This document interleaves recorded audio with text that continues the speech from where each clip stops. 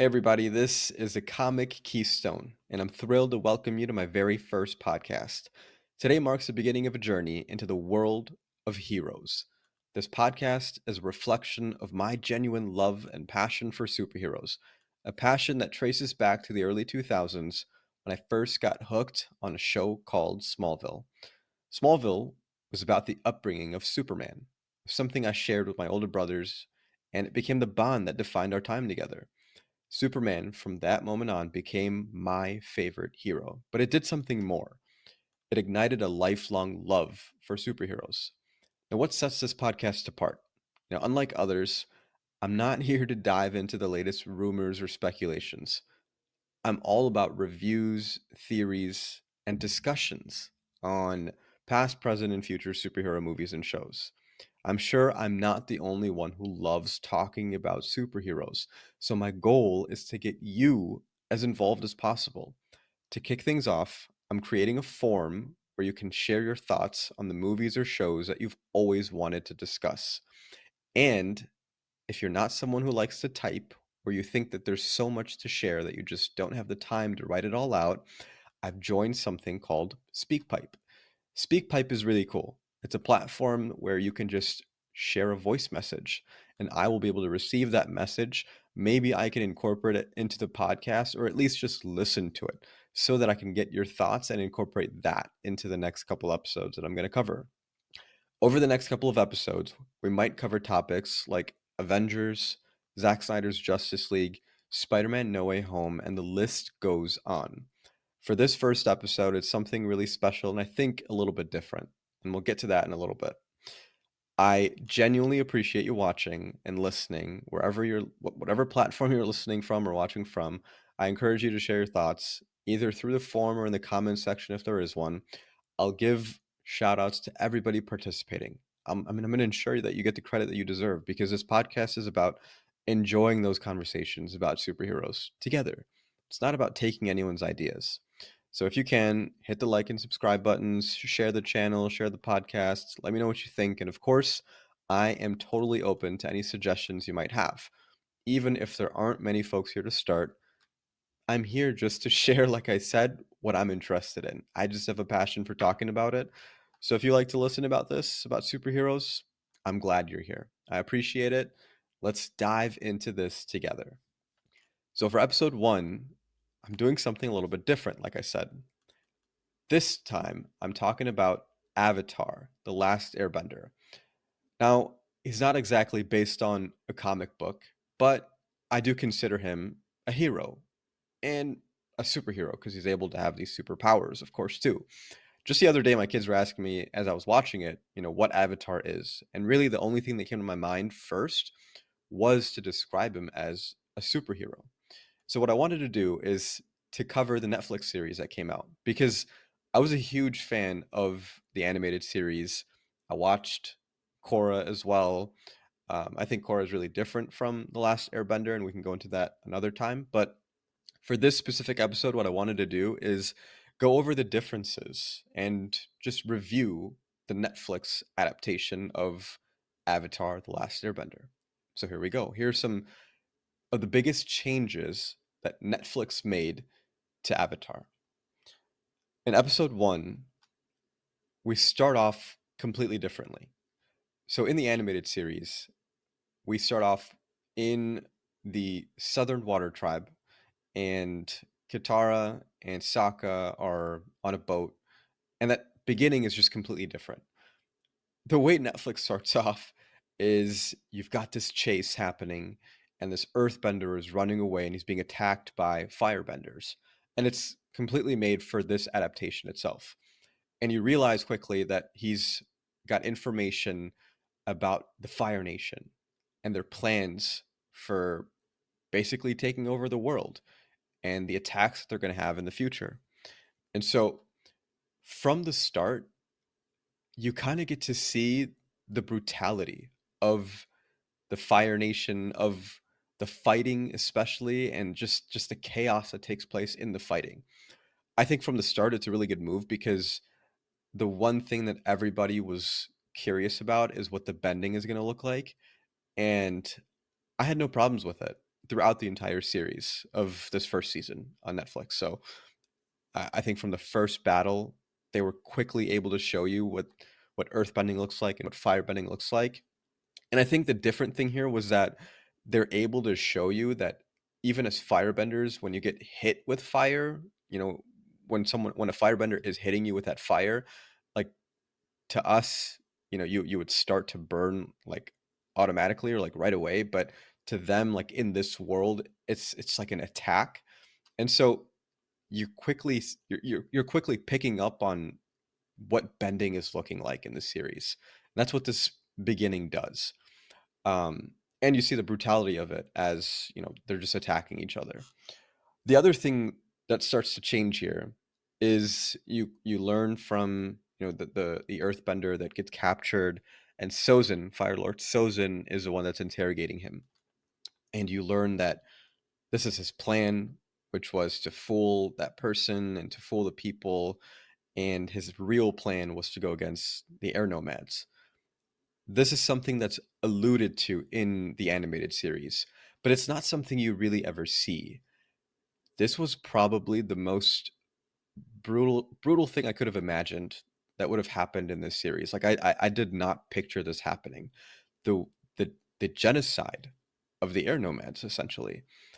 This is something that's not shown in the show, like in the animated show, like I mentioned. But here you see, I think what's really cool is Sozin leading his army, and the remember, no survivors. Like it's just from the beginning. Like, oh my god, this is actually going to happen. And you really do feel bad for the airbenders because you get a sense of them being the peaceful monks that don't want to fight, and that's what you learn from Aang later on as well, as he talks about how they're usually they're taught the defensive aspect, not really the offense. And so you learn to appreciate, I mean, not appreciate, what the right word is, like you just feel for them more having to defend themselves by going on the offense, which is something that they're just not used to. So again, that plays out here at the beginning. You see the genocide of the air nomads. And by appreciation, I mean kudos to Netflix for being able to really show this and put you in a different position than you were in the animated series. I felt terrible. Like I felt genuinely sad watching the firebenders annihilate these guys because even what he did, what Sozin did to the earthbender, that he was interrogating, like he lit him on fire, and you hear the fire torching, the person screaming, like this is brutal stuff. And that's what happens here against the air nomads. I mean, these are peaceful people, and you're going in and wiping them out. And obviously the comet is going above them, and this is what is eventually becoming of Sozin's comet. But they're aware that the comet is what gives them that extra power. And so that is still the same in this case, but just being able to see it. I think another thing that they changed here was, and I thought it was good, which was the air nomads are celebrating the comet.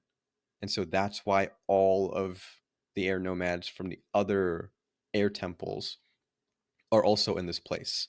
So in this first episode, a couple more things change. Aang learns that he is the Avatar. He doesn't do that like toy thing that he has to like pick like certain toys. He doesn't do that in this series, in the adaptation, but he is told. And the reason that he leaves is not because they're trying to separate him from Gyatso, which is what happens in the animated series.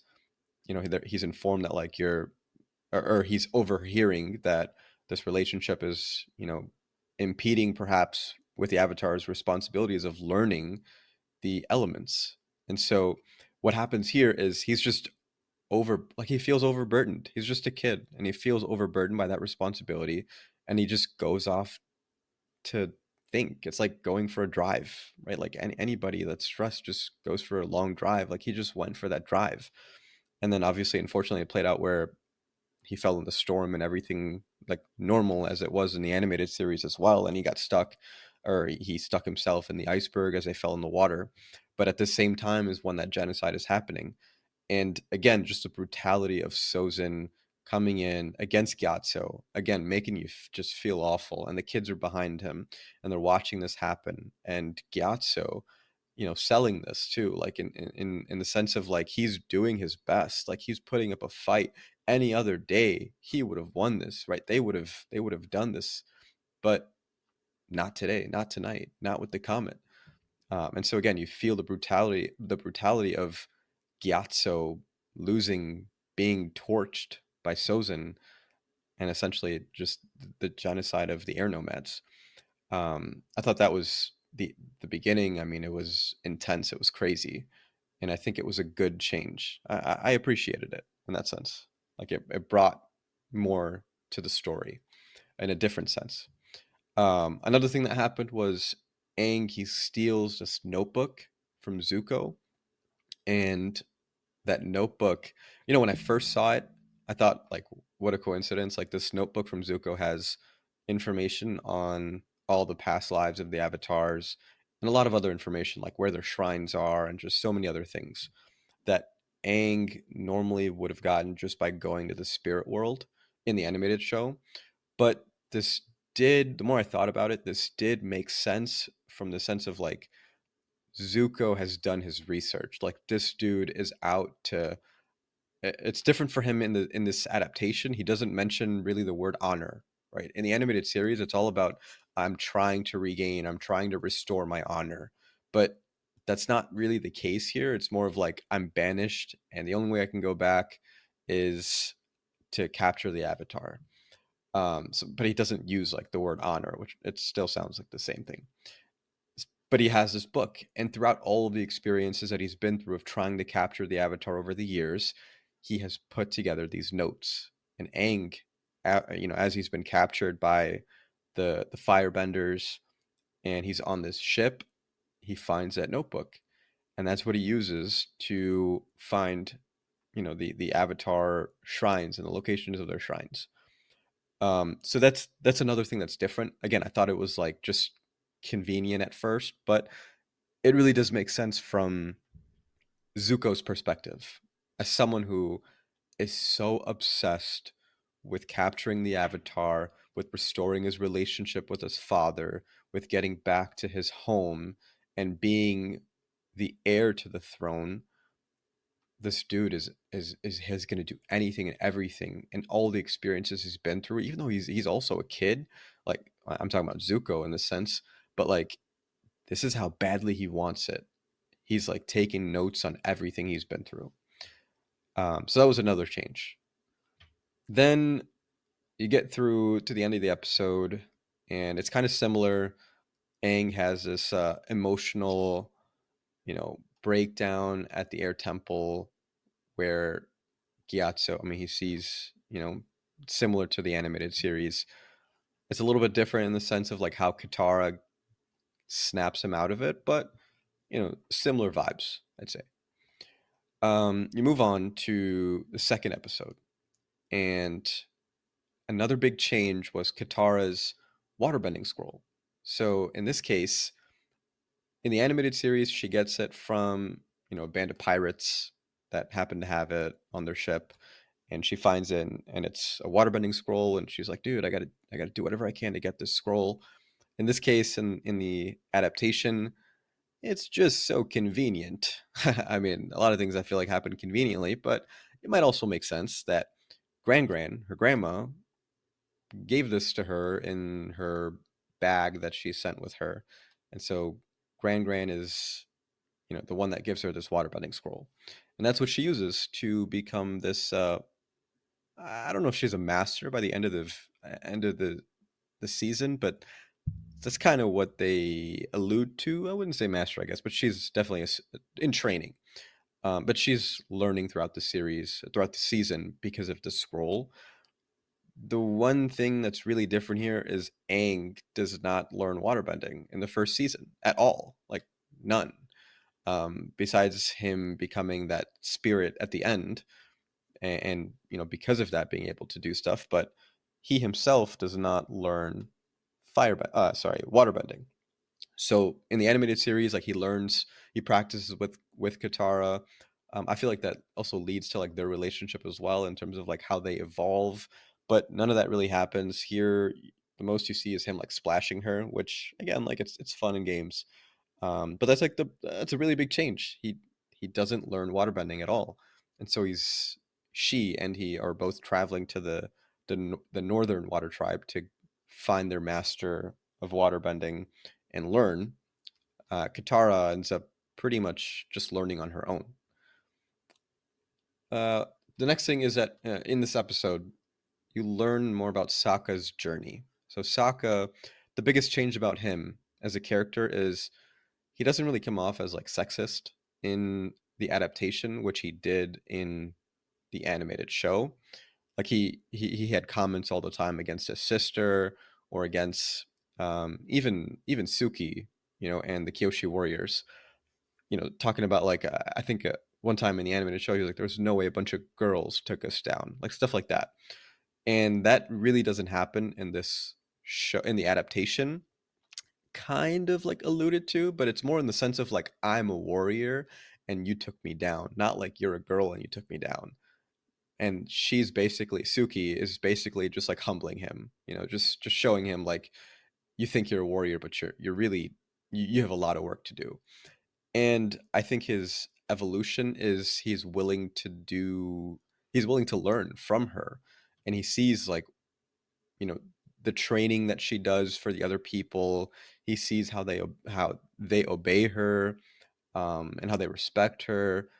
He doesn't put on, I thought what was different, he doesn't put on the makeup in this episode, which he did in the animated series, and that kind of showed him getting over that like sexist, like misogynist type personality, because he was willing to like train with Suki by doing that. He didn't have to here. But I mean, I really like their relationship. I think Suki and Sokka make way more sense than what we'll talk about in the future. Um, but I like this so far. I thought it was good for Sokka's character. He's got dry humor. He's not really like the outward funny joke type person in this adaptation as he is in the animated series. Like he doesn't.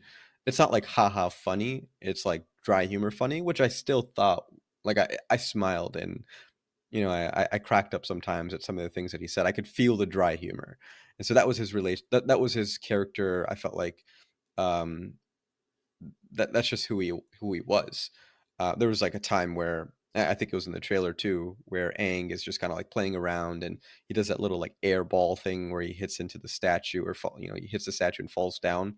And Katara is like, where he's the hope that we have for the future, and Sokka sees this and he's like, "Yep, like there goes our hope," or whatever the dialogue was. But that's just the type of dialogue that he had and the type of humor that he had. It was really dry humor in this, but I still enjoyed it. I thought it was funny. The next thing is the I thought this was really cool, and it took me way off, like it took me by surprise, was Aang's interaction with Avatar Kyoshi. um I did not see this coming. So Aang is able to go to the shrines in this and interact with Avatar Kyoshi, which she's not the first one that he normally interacted with in the animated series, but she is here. She's super intense, and she tells him like you got to leave everything behind, basically focus. People are gonna die if you don't get your act together, like stuff like that, which they already have, honestly. But she tries to like just be really serious with him. Just because we're talking about it, I also want to mention, because Avatar Kyoshi was the first one he talked with, I feel like that changed the relationship he had with the other avatars and his interactions with them. So I don't remember Avatar Kuruk really being in the animated series much. If I mean, he definitely had more of a presence here in that conversation. I feel like I didn't pay too much attention to what he was saying for whatever reason. But like it made more. I mean, they made him relevant in the sense of like his loved one was the one that the spirit took his, or, the face. So it made sense. And then Roku, like, dude, this is just a huge disappointment for me. I hope he is redeemed in the future because there is way more potential to introduce Roku in this adaptation than how he was portrayed here as just someone who leans more on the playful, joking, sarcastic side.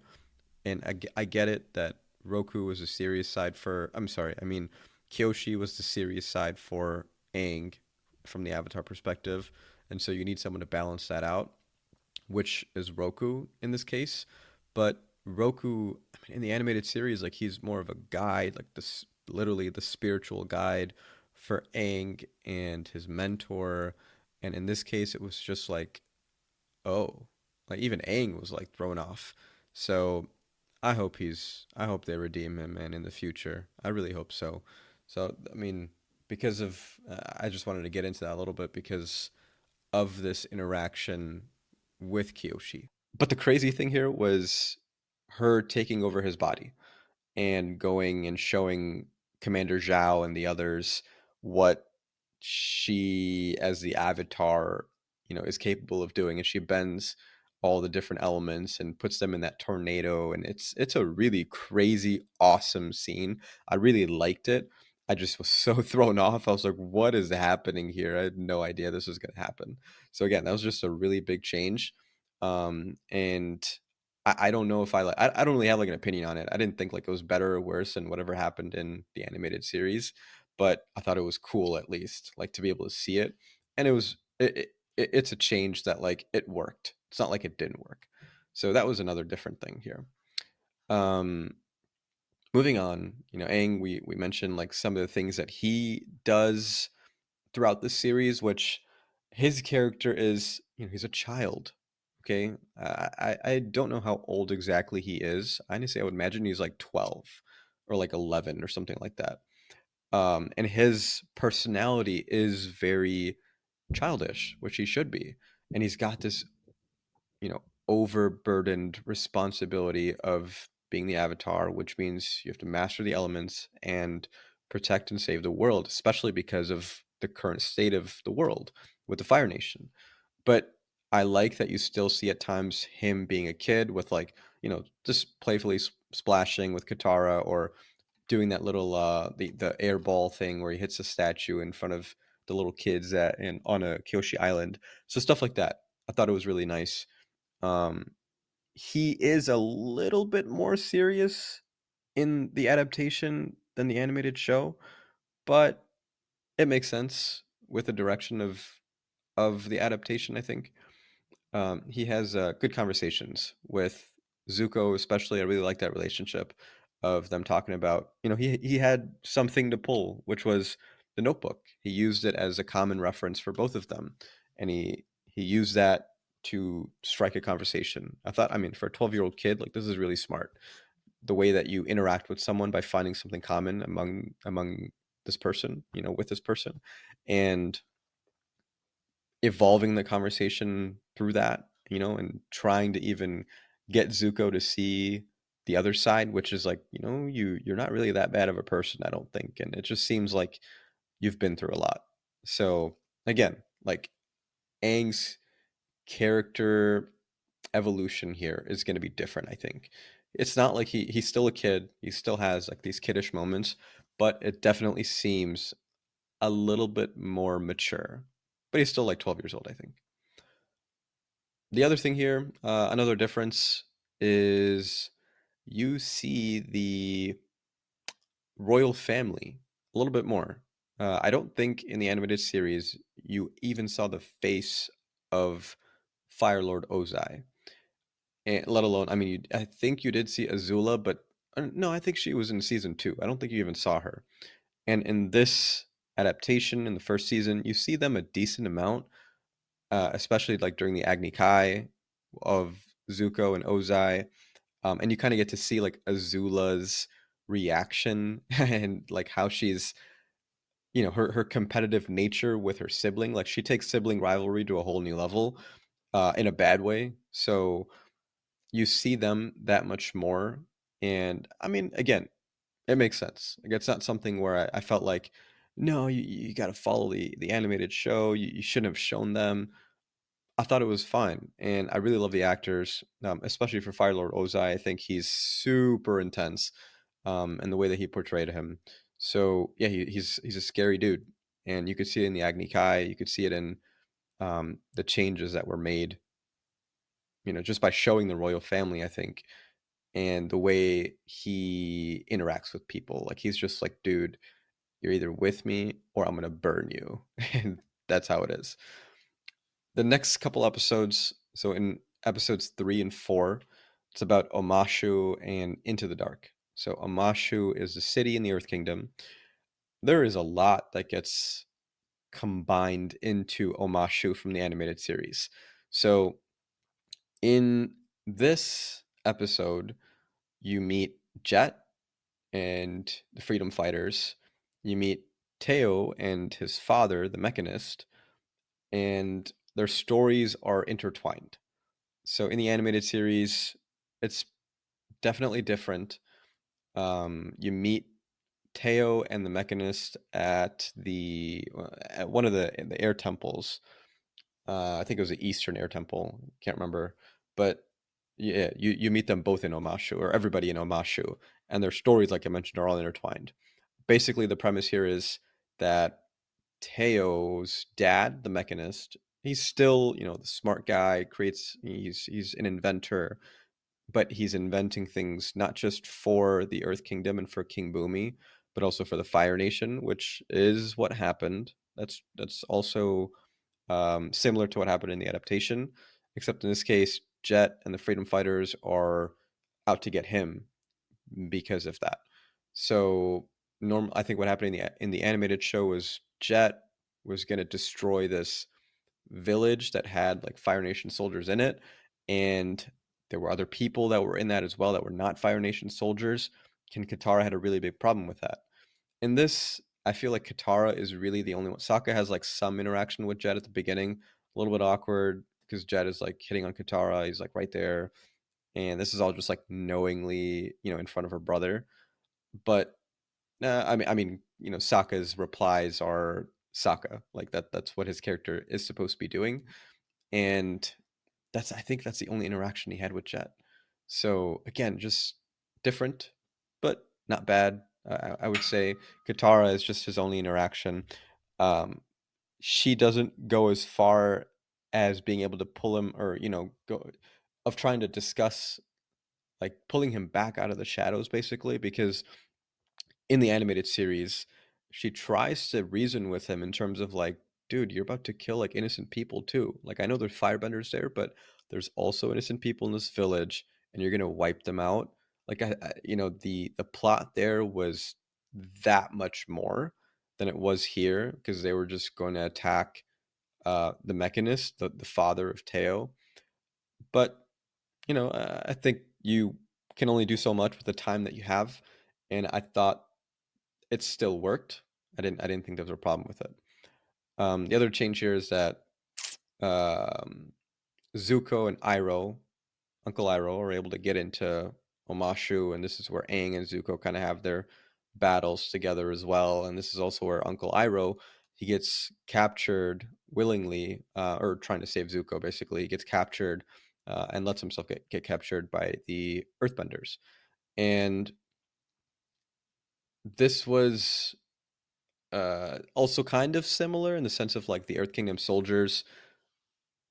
The different thing here is they basically like or one of them like is abusing Uncle Iroh, which because Uncle Iroh from the animated show and like his journey, you feel bad for him. If this was like the first time that I was seeing him, I'd be, I wouldn't feel as bad knowing that he was the one who went to go conquer Ba Sing Se. Yes, he failed, but he killed a ton of people along the way. And he's part of the Fire Nation. Like nothing shows you in the adaptation so far that he is like he is more innocent than he doesn't do anything bad, but like he's part of the Fire Nation. So you that's what you alluded to normally if you were just watching the adaptation. But because I know his whole journey from the animated show, I just feel bad when he gets abused by the Earthbender. But it's for a reason. Obviously, they talk about it. It's about the people they lost that were sacrificed during that siege. And Uncle Iroh, I mean, he talks about the same thing. Like he lost his son, and we'll get into that a little bit later too. The next thing is the cave. This is the kind of the different thing here is the cave of, I think in the show is the cave of two lovers, and they basically made this to be the cave of two siblings. It's I thought this didn't work out. I was actually not a fan of this. So the story of this is like, two people who are in love, and it was forbidden love, and the way they made this forbidden here in the adaptation is that they are bisexual, or sorry, they're lesbians, and that was not the case in the animated show.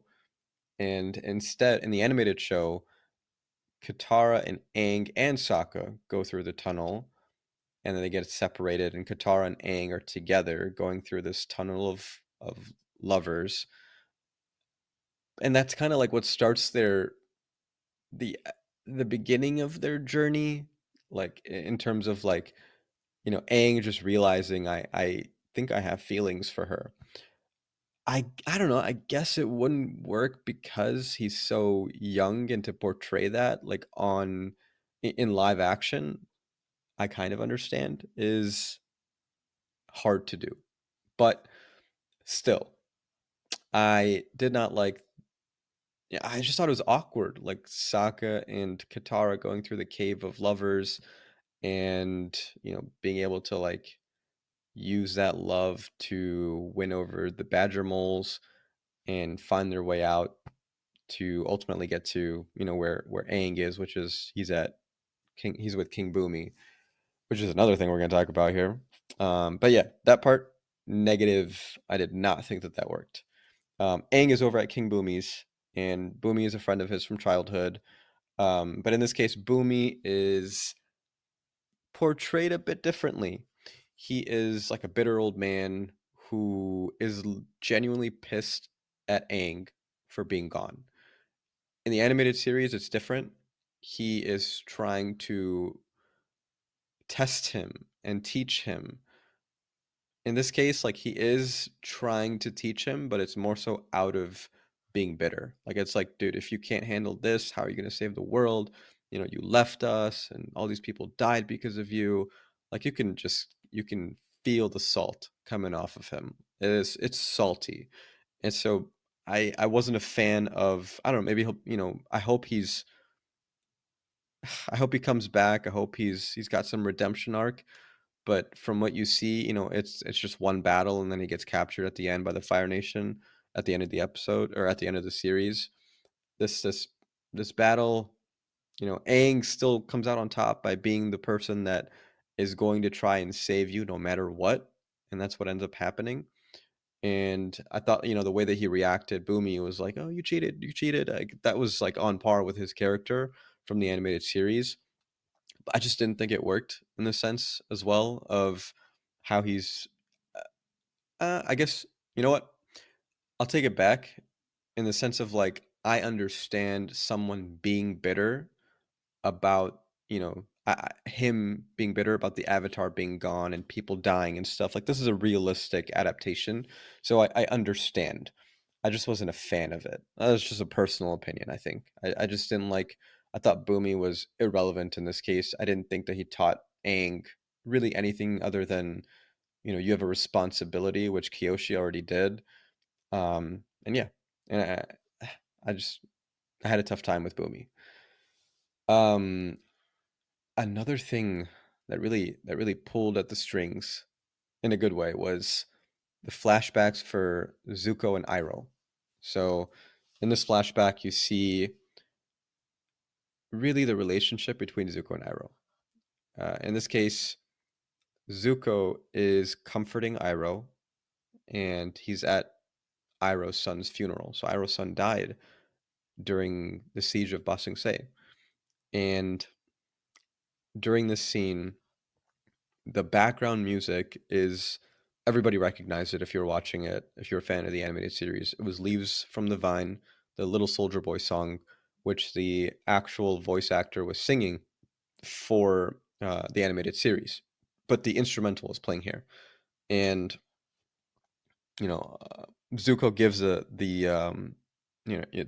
thing that his son gave to him. He said, I was going through like a tough time. He gave this to me, and he passed that on to Iroh. And I thought this was just like Uncle Iroh. Also, you could see that the tears came out, and I thought this was really nice because it showed you the relationship of Zuko and Iroh, but also the royal family, because no one else is there. Ozai is not there, who's Iroh's brother, and the uncle of this kid who's died. Azula is not there. No one else is there except for Zuko, and that's this relationship. So again, I really appreciated this scene specifically. I thought it was really awesome. Um, and then I think the next couple episodes. So we get to episode 5 and 6, which is Spirited Away and Masks. In Spirited Away, this is the one about we see the Blue Spirit, which is Zuko, and I think it's decently on par with what happens in the animated series. Throughout this episode, you see some of Ozai's interactions with Azula as well, which again never happened in the animated series. But I thought this was really cool. Like Azula is also trying to win over the support. Not really, I wouldn't even call it love, but just like the support of her dad. Um, Her dad, tells him Ozai tells her, sorry, Ozai tells Azula about how Zuko was actually the one to find the Avatar. And she's just like this again. I mentioned this at the beginning, like sibling rivalry gone wrong, dude. Like I don't know what's going on here, but they don't really explain her background of like why she's this messed up, like why she's so pissed, or at least I didn't get it. But she's just like pissed all the time and trying to hurt people, and that's her role here. And in the end, I mean, you see it too, where she conquers Omashu, and again, that's a different thing from the animated series. I think it works here. It showed like in the animated series, you see the Fire Nation conquers Omashu, but you don't see how. And in this case, it was Azula who conquered it. Again, I would say it was to show her dad that like I can get stuff done. And also, she is able to show him the bending, but the lightning as well and stuff like that. So she's really trying hard. You also see in this episode what you didn't. This was a change. I thought this was an incredible change. So in the animated series, you see the Agni Kai kind of like a little bit, bits and pieces, but not really the entire battle or the entire fight. Here you see the entire flashback where Ozai has challenged Zuko because Zuko has disrupted this war meeting where they're planning out. He was. This is his first time being invited. Iroh gives him some advice and says, "Just shut up and listen." And Zuko, I think that was similar to what happened in the animated series. But in the animated series, it wasn't anything specific. He just like had a burst out. Like he just said he disagreed with something. In this case, they got into specifics and I loved it. So in the specifics here, it was they're going to sacrifice the 41st Division so that the Firebenders, they're going to sacrifice them to basically win part of the battle.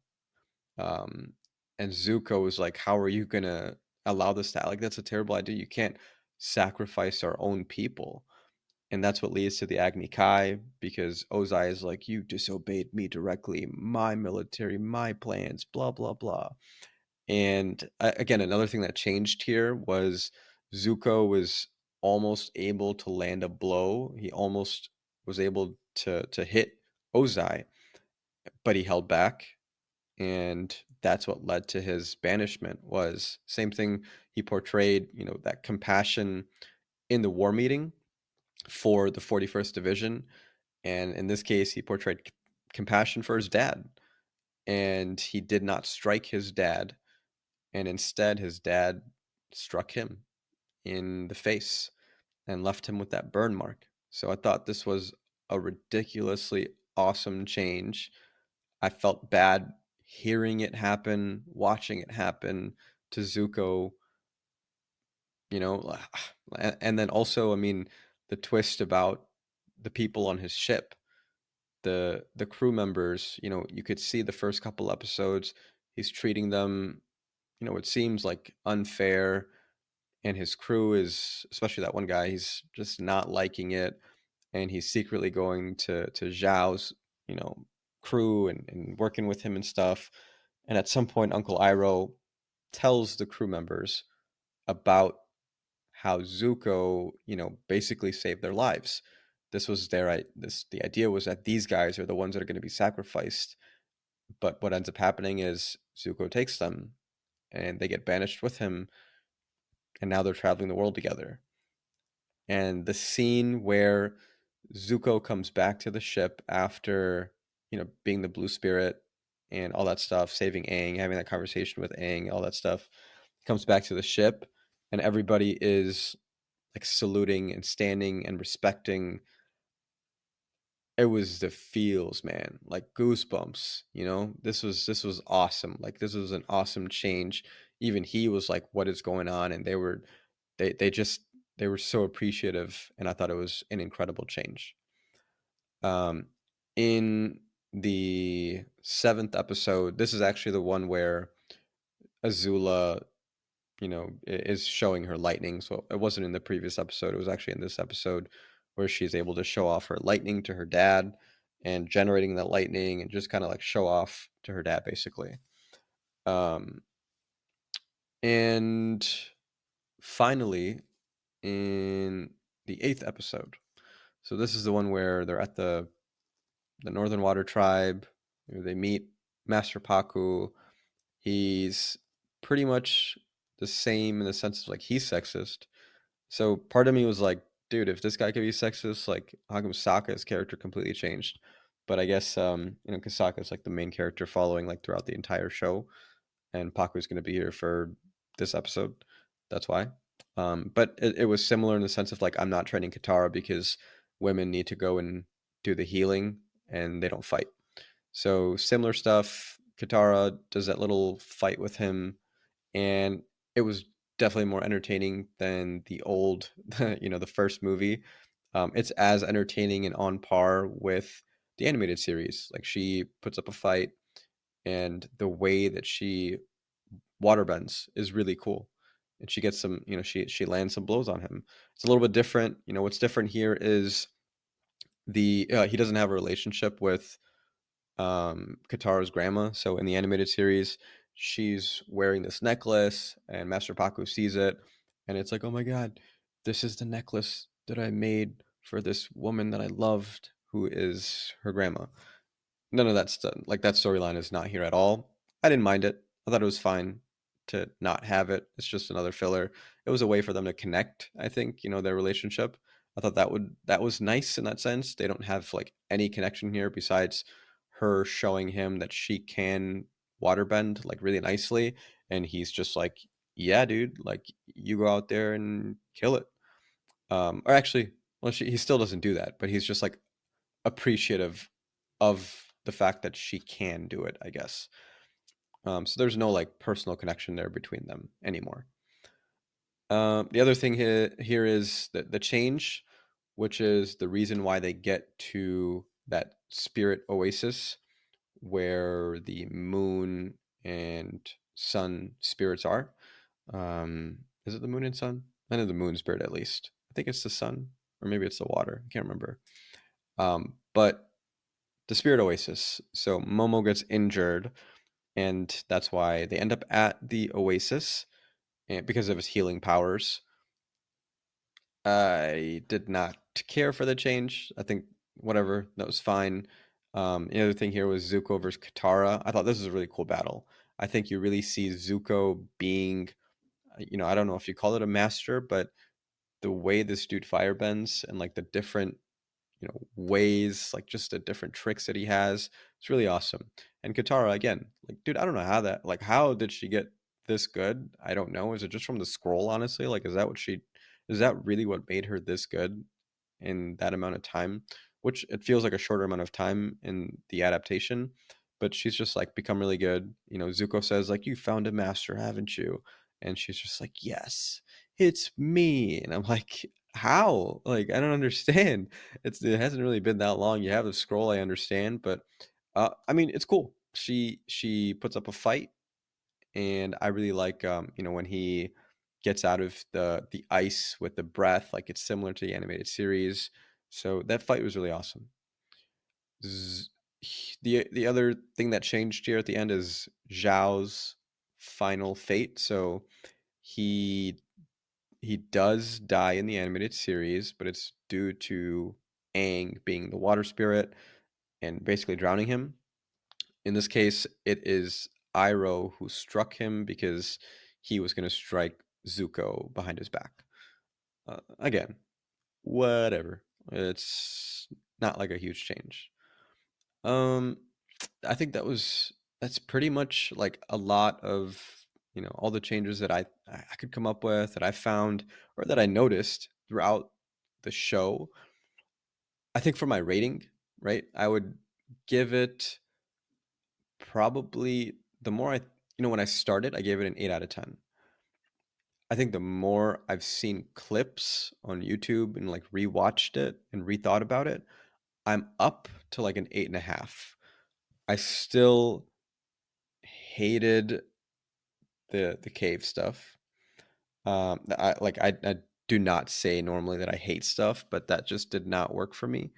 And I understand that like you have to combine some things together for the show, but Aang didn't learn waterbending at all. So I don't know like if in the next season he's just gonna be at the beginning, like whether he's gonna be a master, he's gonna like quickly learn. I have no idea what the plan is for that.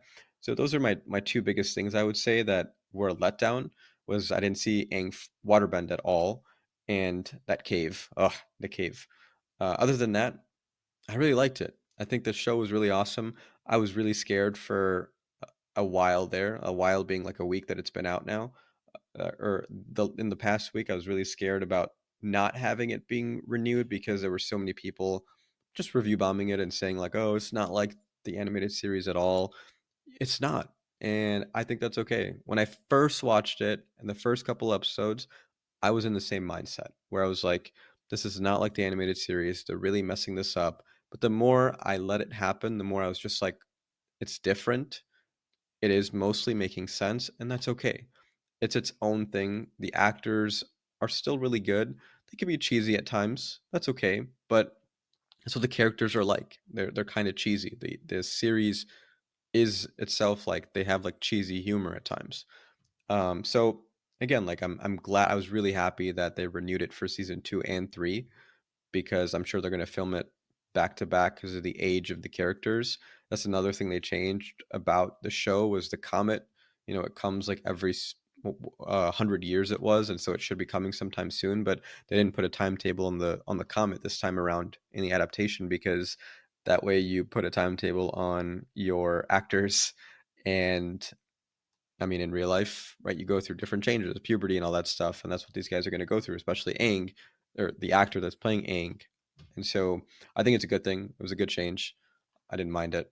But yeah, I think that's pretty much my review. I'm at 8.5 out of 10 for Avatar: The Last Airbender on Netflix.